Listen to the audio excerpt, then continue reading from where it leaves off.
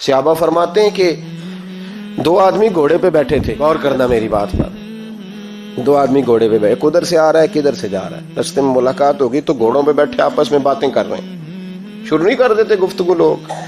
ہمارے زمانے میں تو کوئی بندہ تھوڑا تگڑا ہو، وہ کار پہ آ رہا ہو اور جیسے ایک دوسرا چودھری کار پہ آ جائے تو ساری سڑک بھی بلاک ہو جائے تو کہنے نے کوئی اگ بجھا نیچے جا کے، تو نہیں پتا دو چودھری کھلوتے ہیں، انتظار کرو، ٹھہر جاؤ، میں نہیں پتا کہ ہم سیٹھ صاحب ہیں، کل نہیں تو کار نہیں خریدی اور تم کہتے ہو رستہ دے دو، یہ کیسے ہو سکتا ہے؟ اور میں نے بڑے بڑے عجیب لوگ آنکھوں سے دیکھے، بڑے عجیب لوگ شیشہ کھول کے گاڑی کا کہیں گے ٹھہر جا، کو جلدی ہے؟ بھائی تو شارع عام پہ کھڑا ہے اور تجھے رستہ کھولنا تیری ذمہ داری کا حصہ ہے، لیکن وہ کہتا ہے کہ 4 فٹ میں آپ چھڈیے، تو کیسے کہتا ہے کہ رستہ؟ یہ جو خوبصورت مزاج قومیں ہوتی ہیں ان کا یہ رویہ نہیں ہوتا کہ جہاں طبیعت چاہے، جہاں جس طرح اس کا دل چاہے وہ کرے۔ تو خیال کریں کس چکر میں قوم پڑ گئی۔ اس کا مطلب یہ ہے کہ جس کو مرضی تکلیف دیتے پھرو۔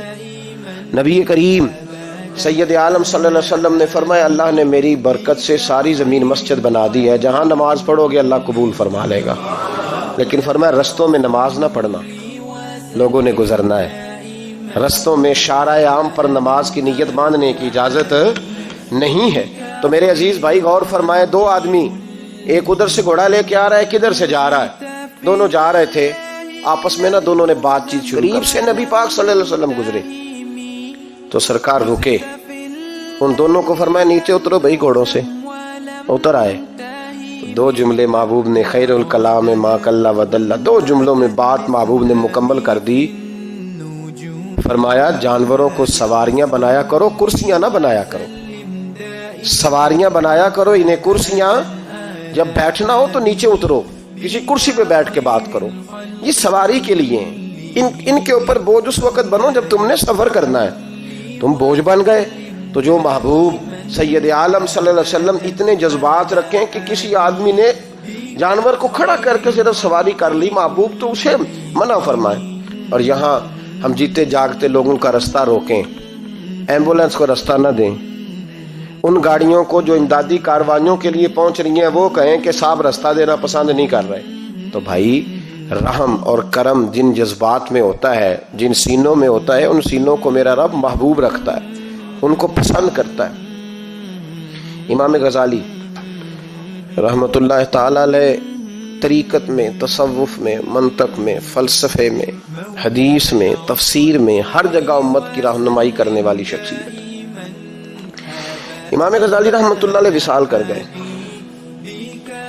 ایک آدمی آپ سے بڑی محبت کرتا تھا، وہ کہتا مجھے امام صاحب خواب میں ملے، تو میں نے کہا حضور انتقال کے بعد آپ پہ کیا گزری؟ تو فرمانے لگے میں نے اپنے رب کو بڑا ہی کریم پایا ہے، میں نے اپنے مالک کو بڑا ہی مہربان پایا ہے، وہ بڑا معاف کرنے والا ہے۔ تو فرمانے لگے میں نے عرض کی کہ حضور آپ نے دین کی نوکری بڑی کی، خدمت بڑی کی، کتابیں لکھی، درس، تدریس، واعظ، نصیحت، تبلیغ، بڑا کچھ کیا، اس سبب سے اللہ نے آپ کو معاف کیا۔ تو امام غزالی فرمانے لگے نہیں بھائی، سبب تو کوئی اور چیز بنی ہے۔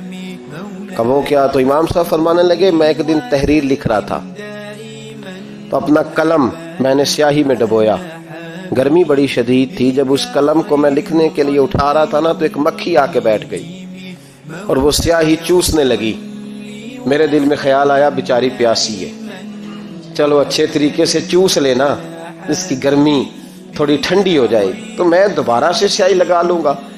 فرماتے ہیں میں نے اسے وہ موقع دیا، اس نے اچھے طریقے سے اس سیاہی کو پی لیا، وہ تو اڑ گئی، بات ختم ہو گئی، میں بھول گیا، کبھی یاد ہی نہیں آیا۔ فرماتے ہیں جب میرا حساب ہونے لگا تو مالک کونین نے پوچھا غزالی وہ جو مکھی پہ رحم کیا تھا تو تیرا اس سے کیا لالچ تھا؟ کیا لالچ تھا؟ نہ تو اس کا کوئی ووٹ بینک تھا، نہ تیرے کام آ سکتی تھی، نہ وہ کوئی ڈیوٹی کر سکتی تھی، نہ تیری کوئی وہ تیری تعریف کر سکتی، اس بے زبان سے کیا لالچ تھا؟ کیوں موقع دیا؟ تو امام غزالی فرمانے لگے مولا تیری مخلوق سمجھ کے، اللہ تیری مخلوق سمجھ کے۔ تو رب کریم نے فرمایا تو میری مخلوق پہ رحم کرے تو میں تیرے اوپر رحم نہ کروں؟ کھول دو جنت کے دروازے، میں نے غزالی کو بے حساب جنت عطا فرما دیے۔ بھائی شرط یہ ہے کہ تو دیکھ تو صحیح کبھی تو نے رحم کھایا؟ تو نے کبھی توجہ کی ہے؟ ہمارے دائیں بائیں اتنے زیادہ دکھ نہیں جتنے زیادہ ہم لوگ ہیں، اتنے دکھ نہیں جتنے ہم ہیں۔ اگر تھوڑا سا غور کر، اب یقین کریں ہماری گفتگو ہماری ذات سے شروع ہوتی ہے اور ختم بھی ہماری ذات پر ہی ہوتی ہے۔ او بھائی تو صرف اپنے آپ کو سجانے سنوارنے جو میرے ذہن میں آیا، اور یہ جو ہمارے تعلقات ہیں نا دنیا میں، یہ بھی ہم نے اپنی ذات کے لیے رکھے ہوئے ہیں۔ یہاں تو سلام اس سے لوگ لیتے ہیں جس سے کوئی کام پڑتا ہے، یہاں تو 2 4 5 رشتے اس لیے رکھے ہوئے ہیں کہ کبھی کوئی مصیبت آ گئی تو کام آئیں گے۔ کچھ تعلقات اس لیے تو غریب کو دوست بھی نہیں ملتا، اس لیے کہ اس سے کسی کو کام کیا پڑے گا۔ لوگوں نے شناسائی بھی ان لوگوں سے رکھی ہوئی ہے جن سے کچھ نہ کچھ ان کے ذاتی مفادات میں بس۔ جب دل نرم ہوتا ہے نا، انسان کا دل نرم ہوتا ہے، تو وہ یہ نہ سمجھے کہ ایک آدمی کا دل نرم ہوا ہے، وہ سمجھے کہ پورے معاشرے پہ اللہ مہربان ہو گیا۔ دلوں کی نرمی معاشرے میں خوشبو پیدا کرتی ہے، دلوں کی نرمی گھر بساتی ہے، دلوں کی نرمی انسانوں کا انسانوں سے رشتہ مضبوط کرتی ہے، دلوں کی نرمی انسانوں کو انسانوں سے بھی جوڑتی ہے اور انسانوں کو ان کے رب سے بھی جوڑ دیتی ہے۔ دل جب نرم ہوتے ہیں تو پھر معاشرے کے اندر پیار پھیلتا ہے، محبت پھیلتی ہے، مساوات قائم ہوتا ہے، تعلقات مضبوط ہوتے ہیں۔ اس لیے دل، صحابہ کرام میں سے اگر کسی کا دل سخت ہوتا تھا تو وہ نبی پاک کی بارگاہ میں حاضر ہو کے دعا پوچھتا تھا۔ حضرت عائشہ صدیقہ نے کہا یا رسول اللہ صلی اللہ علیہ وسلم دل سخت ہو گیا، تو فرمایا یتیم کے سر پہ ہاتھ پھیرا کر، دل کو اللہ نرمی عطا فرما دے گا۔ ایک صحابی نے عرض کی حضور دل سخت ہو گیا، تو نبی پاک نے فرمایا موت کو یاد کیا کر، تیرا دل نرم ہو جائے گا۔ ایک نے کہا حضور میرا دل زنگ آلود ہو گیا، تو محبوب نے فرمایا قرآن پاک کی تلاوت کیا کر۔ دلوں کا زنگ اللہ تو یہ بہت بڑی بیماری ہے۔ اگر دل میں سختی آ جائے، انسان سخت گیر ہو جائے، لالچ کے رشتے قائم کرنے تو بیمار ہو گئے۔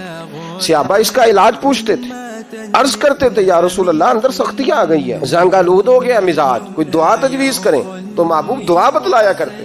تو یاد رکھیں جب انسان انسانوں پہ رحم کرتا ہے، داتا گنج بخش علی حجویری رحمت اللہ علیہ کشف المعجوب کے اندر لکھتے ہیں، فرماتے ہیں ایک شخص تھا بنی اسرائیل میں، تو کسی پہاڑ کی چوٹی پر عبادت کرتا تھا۔ لوگ اس سے ملنے جاتے تھے، درویش لوگ جو ہوتے ہیں نا ان کی بڑی بات ہوتی ہے۔ وہ نیک آدمی پہاڑ کی چوٹی پر عبادت کرتے تھے، بنی اسرائیل کے ولی تھے۔ لوگ ملنے جاتے تھے تو رستے میں ایک ڈھلان تھی، لوگ اوپر چڑھتے تو انہیں دقت ہوتی۔ ایک دن اس ولی کے دل میں خیال آیا یا اللہ تو اسے پیدا نہ کرتا تو کیا حرج تھا۔ رب کریم نے اس وقت کے نبی پیغمبر علیہ السلام کو وحی فرمائی کہ جب وہ آپ کے پاس آئے نا تو اسے کہہ دینا تو میری تخلیق پہ اعتراض کرتا ہے، اسے کہہ دینا کہ میں نے اس کا نام ولیوں کی صف سے کاٹ کر نافرمانوں کی صف میں لکھ دیا ہے۔ میری تخلیق پہ اعتراض کرتا ہے، میں نے جو بنایا حق اور سچی بنایا ہے۔ وہ ملاقات ہوئی تو نبی علیہ السلام نے فرمایا بھئی رب فرماتا ہے تیرا نام کاٹ دیا ہے ولیوں کی صف سے اور نافرمانوں کی صف میں لکھا ہے۔ بندہ سجدے میں گر گیا، یا اللہ تیرا شکر ہے، یا اللہ تیرا شکر ہے۔ پیغمبر علیہ السلام فرمانے لگے تو بڑا بیوقوف ہے، مقام استغفار اور شکر ادا کر رہا ہے۔ کہنے لگا حضور آپ نے بات ہی بہت بڑی کر دی ہے، میرے رب نے میرا نام لیا ہے، میں کہاں وہ کہاں، اس نے کہا کہ نام کاٹا ہے، میرے رب نے۔ اللہ اکبر، میں تو سوچ بھی نہیں سکتا تھا کہ میرا ذکر اور وہاں ہوگا، اما میں تو اس کھاتے میں نہیں تھا، اتنی بڑی جگہ میرا تذکرہ ہوا۔ اللہ اکبر۔ پھر وہ عرض کرنے لگے پیغمبر علیہ السلام سے، کہنے لگے ایک آپ نے پیغام دے دیا، اب آپ میرا بھی ایک پیغام رب کریم کے حضور ناز عرض کر دیجئے گا۔ فرمایا وہ کیا؟